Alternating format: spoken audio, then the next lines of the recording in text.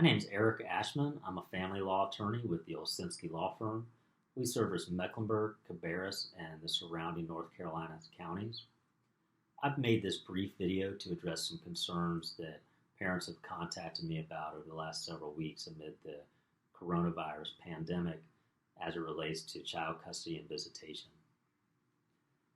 Many parents are confused about how the North Carolina executive order to stay at home interacts with their child custody order.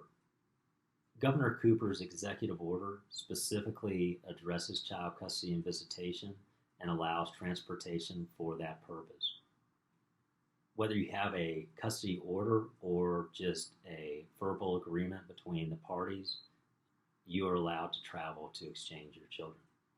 Still, some parents are refusing to exchange their children even when they have a custody order, out of fear that the child may become exposed to the virus and the increased possible exposure by moving from one household to the other.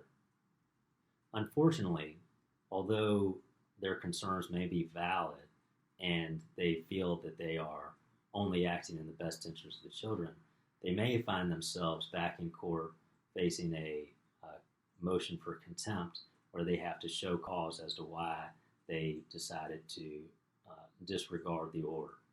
A person in North Carolina that's found in contempt of court is facing up to 30 days in jail, a fine, and in some circumstances they may have to pay the attorney's fees of the opposing party. Parents who believe that their child is exposed to a substantial risk of bodily injury if they have to continue exchanging the child with the other parent can file a motion or an action for emergency custody and prove that there is a substantial risk of bodily injury to the child. The North Carolina courts remain open on a limited basis for emergency situations such as emergency child custody or any other action which impacts a person's due process rights.